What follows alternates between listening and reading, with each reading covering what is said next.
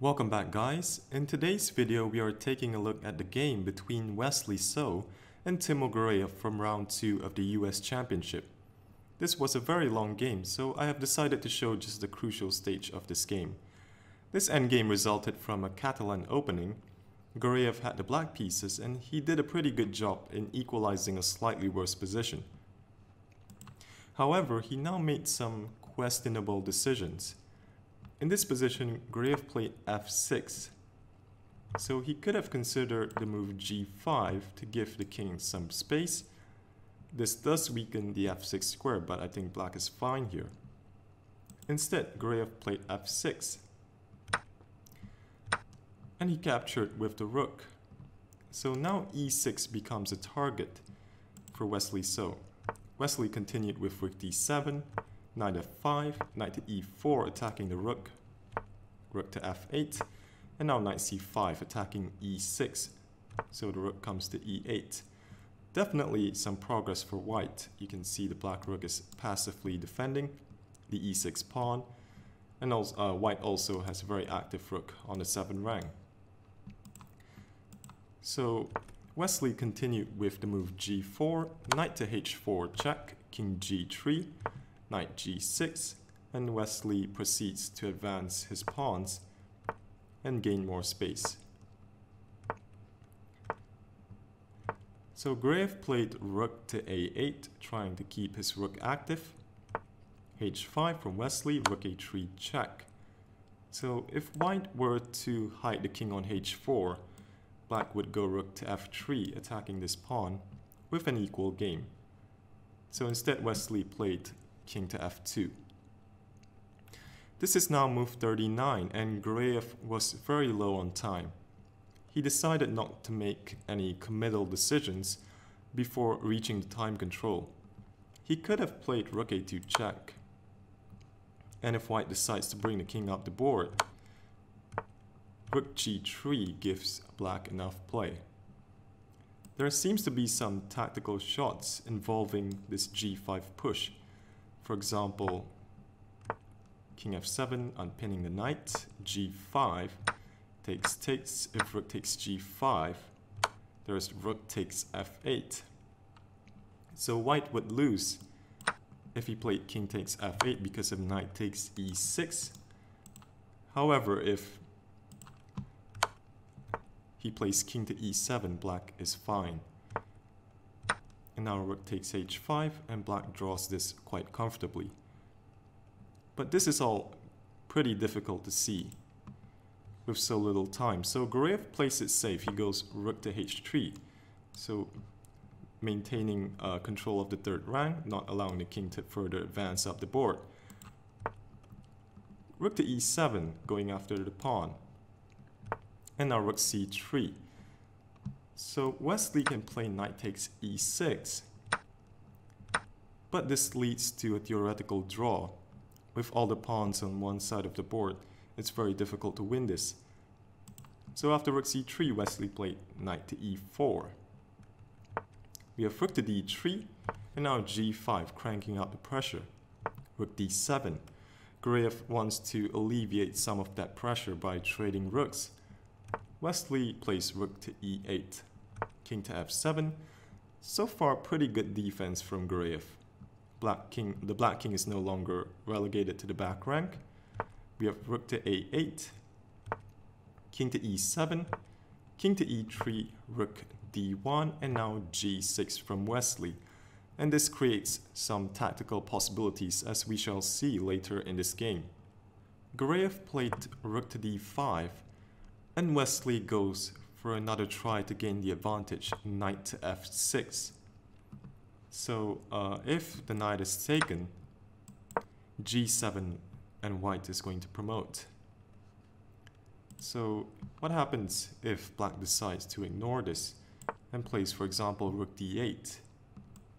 Then there's the idea of knight g8 check, followed by taking, and then knight takes h6, and if pawn takes g7, and again black cannot stop the pawn from queening. So in this position, Gareyev played king takes f6. We have rook takes f8, king to e7, and now rook to f7 check. And this is the moment where Gareyev blundered. Gareyev went king to d6. So here the move king to e8 was essential, where the king would be able to cover this potentially dangerous pawn after rook takes g7, rook takes h5, rook b7 with the threat of g7, king to f8, and black is still okay. But after king d6, rook takes g7, rook takes h5, Wesley played the very strong move rook d7 check, and maybe Gareyev missed this move. So if white were to play rook b7 with this idea of going g7 and g8 queen, black is just in time with the move e5, and if g7, pawn takes, and rook g5, just in time to cover this pawn. So rook d7 is a very strong move. That was taken g7, and the rook cannot come to g5, as that is protected by the pawn, and white is going to promote. So Gareyev tried rook to h3 check. Wesley goes king f2, we have rook h4, king g3, and now rook h1. So white has to be a bit careful, because if he promotes, rook g1 check picks up the queen. So Wesley plays king g2, we have rook h4, Wesley promotes, rook takes f4, queen g7 check, and queen takes h6. So this is a theoretical win for Wesley, however it's not an easy one. For black to have drawing chances, this pawn has to be much further down the board, and it helps to have the rook behind the pawn. This would greatly increase black's drawing chances, but it's not the case in this position. Gareyev played rook f5, and queen g7 from Wesley. So the first step for white is to try and eliminate the pawn. King d5, king g3, time to get the king involved as well. We have king d6, king g4, king d5, and now queen to c7. So this move limits black's mobility, controlling the adjacent squares around the king. And this is one of the keys to winning this endgame. Gareyev didn't put up much resistance in defending the pawn. He could have tried to move king e4, and on queen d6, rook to e5. So this looks pretty awkward, but white would have to work hard to eliminate the pawn. But instead, Gareyev plays the move king to d4, and after queen d6 check, this e6 pawn falls. We have rook d5, queen takes e6, and this is now a matter of technique for Wesley. With that being said, this is one of the more difficult endgames to win, and there have been instances where strong players failed to win this. For example, back in the 2001 FIDE World Championship knockout, Peter Svidler could not convert this endgame against Boris Gelfand. So the way to win this endgame is to drive the king back to one of the edges of the board, one of these edges, and both the white queen and the king has to work together to achieve this. I'm not going to go into much detail as this is extremely complicated, but let's see how Wesley approaches this. So Wesley approaches with his king,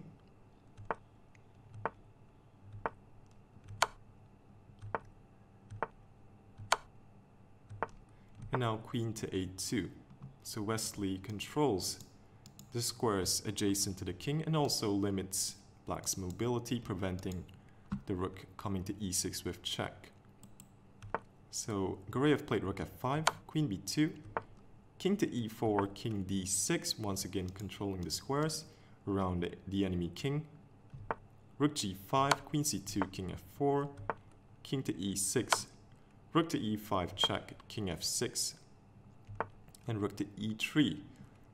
If black continued in the same direction, rook h5, after queen f2 check, king g4 is forced, because if king to e4, then queen to e2 picks up the rook.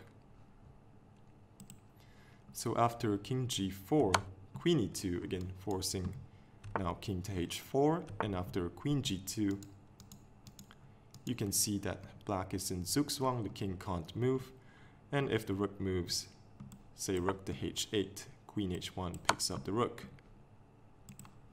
And if the rook moves away on the 5th rank, for example, rook a5, the queen will eventually pick off this undefended rook.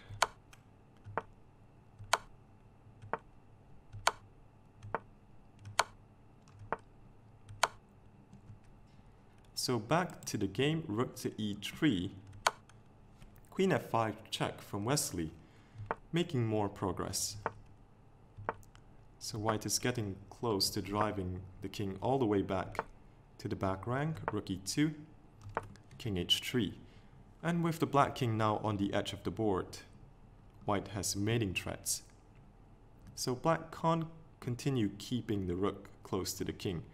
For example, if rook f2, then queen g4, followed by queen d1 mate. And if rook g2, queen e3, queen f3 wins the rook. If rook f2, queen d1 is mate. So Gareyev played rook to a2, but this leaves the rook vulnerable to a double attack from the queen. Queen c4, forking the king and rook. So black goes rook to e2, and now king g3, controlling these squares, and this rook is pinned. So only two options for black, king to e1 or king to g1. However, mate is inevitable in both cases. Gareyev actually allowed Wesley to checkmate him. He played king to e1 and queen to c1 is mate. So that was a long and hard-fought game by both players. In the other games of this round, Samuel Savian managed to beat Wanda Liang, meaning that there are 3 players tied for first place. There are Wesley So, Jeffrey Xiong, who won his game in round 1, and also Samuel Savian. So I hope you enjoyed this game.